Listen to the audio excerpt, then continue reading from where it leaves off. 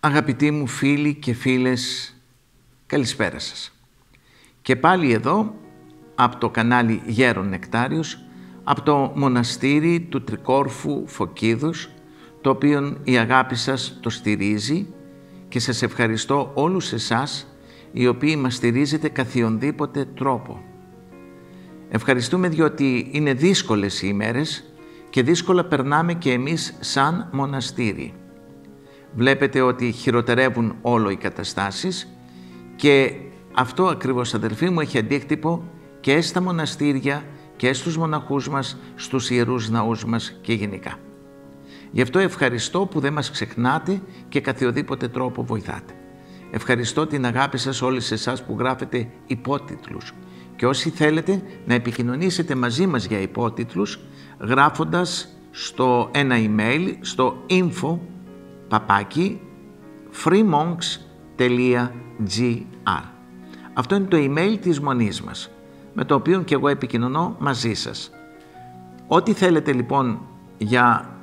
θέλετε λοιπόν για να βοηθήσετε σε υπότιτλους, να γράφετε είτε ελληνικά είτε σε ξένες γλώσσες, παρακαλούμε, και θέλετε να μας βοηθήσετε για να συνεχίζουμε το ιεραποστολικό έργο, η αγάπη σας γίνεται δεκτή.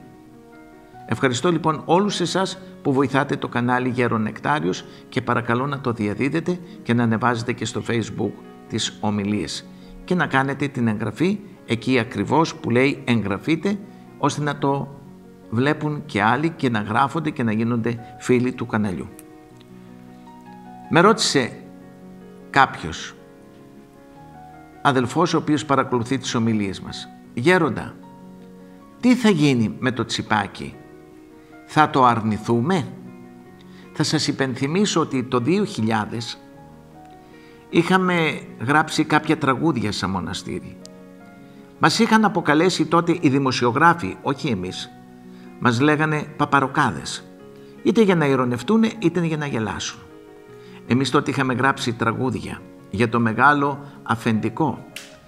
Εμείς είχαμε μάθει, έμαθα ελεύθερος να ζω και στους δρόμους θα βγω να το πω. Δεν θα δεχτώ τη σκλαβιά που έρχεται.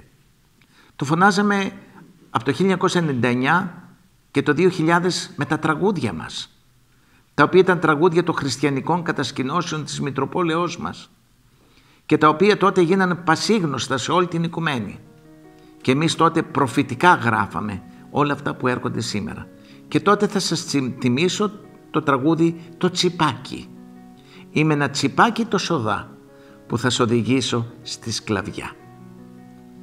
Βρείτε το στο YouTube, βάλτε το τσιπάκι, εντός εισαγωγικών παπαροκάδες όπως μας αποκαλούσαν, και θα σας το βγάλει. Και αυτό και τα υπόλοιπα τραγούδια, να δείτε πόσο προφητικά ήταν για όλα αυτά που ζούμε σήμερα. Αδελφοί μου, φυσικά και πρέπει να αρνηθούμε όχι μόνο το τσιπάκι, αν ζητήσουν να μας το βάλουν στο χέρι μας ή στο μέτωπό μας, ή το QR code ή το barcode ή οτιδήποτε προσπαθήσουν να μας δώσουν ένα παγκόσμιο προσωπικό αριθμό, όπως ομολογούν με την ηλεκτρονική διακυβέρνηση. Έχουν μια σκοπιμότητα να πάρουμε έναν αριθμό.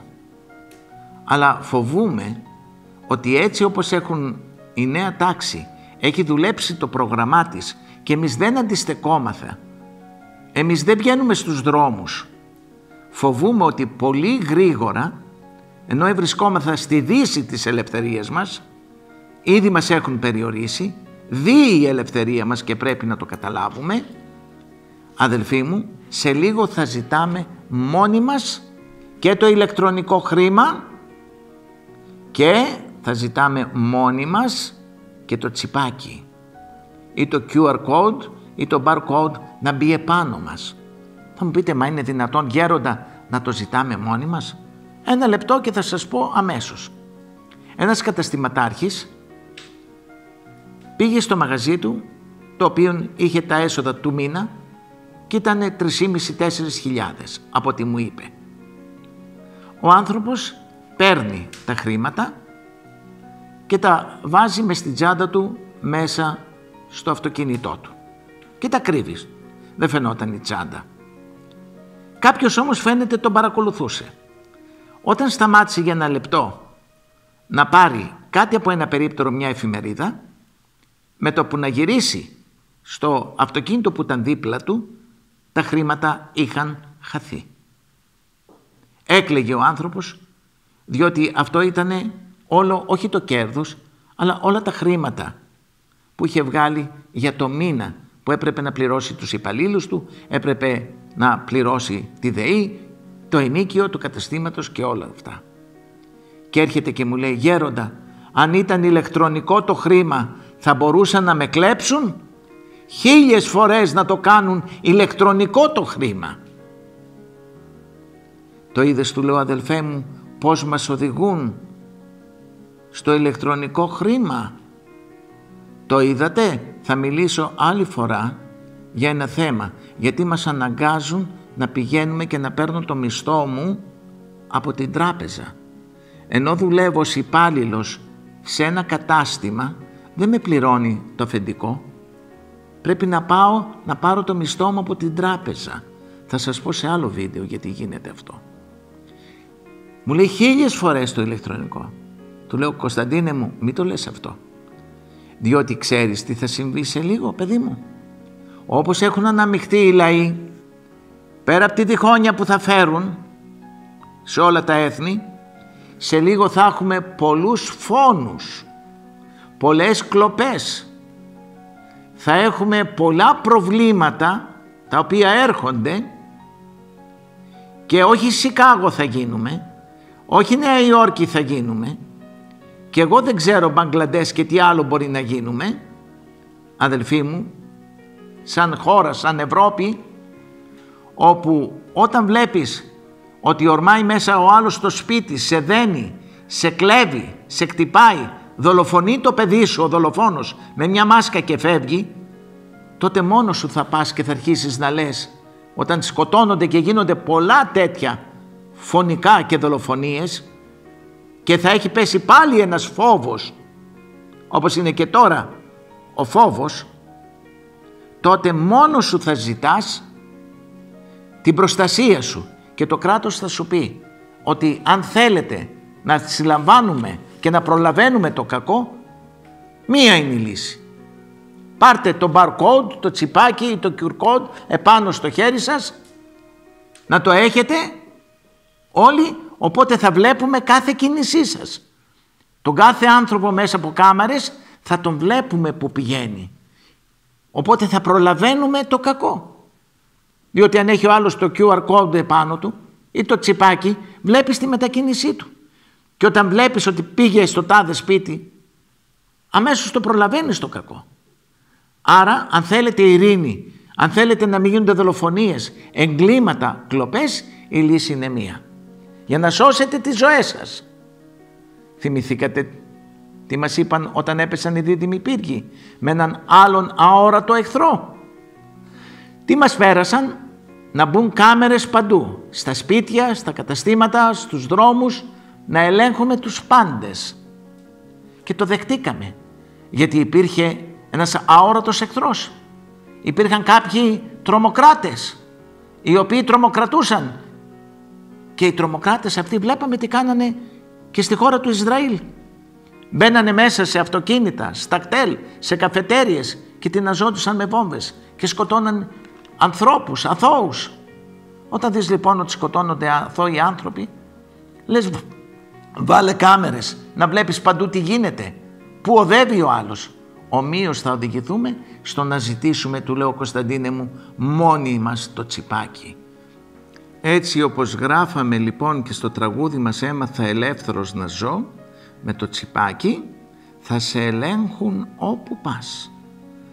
Άρα όταν πας να κάνεις κλοπή, να κάνεις κάποιο άλλο κακούργημα, να κλέψεις, να σκοτώσεις, να δολοφονήσεις, που αυτά θα αυξηθούν και δεν θα αυξηθούν πολύ μακριά.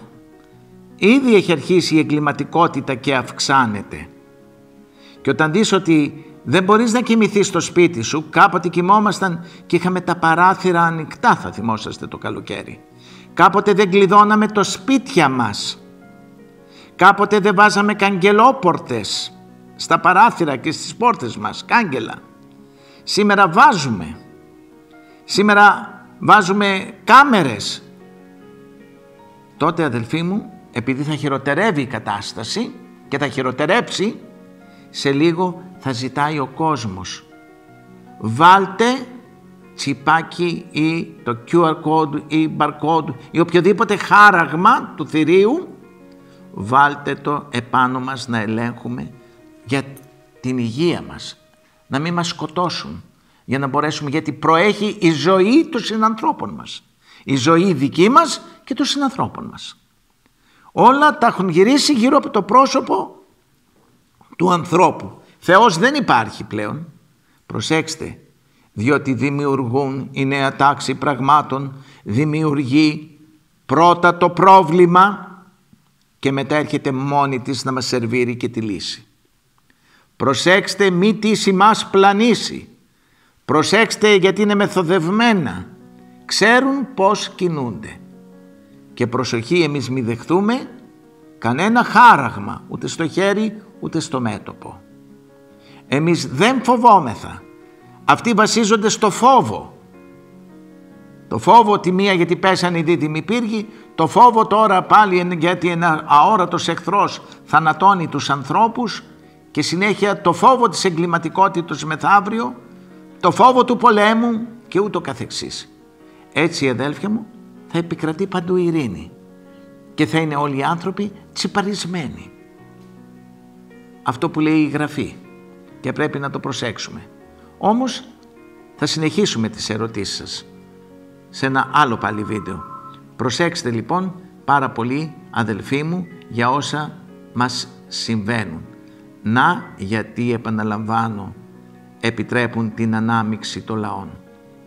Να γιατί φέρνουν μέσα στην Ευρώπη τους οποιοσδήποτε και αναμειγνύουν. Να μην υπάρχει ομόνοια, να μην υπάρχει σύμπνοια, αλλά διχόνοια και σύγχυση.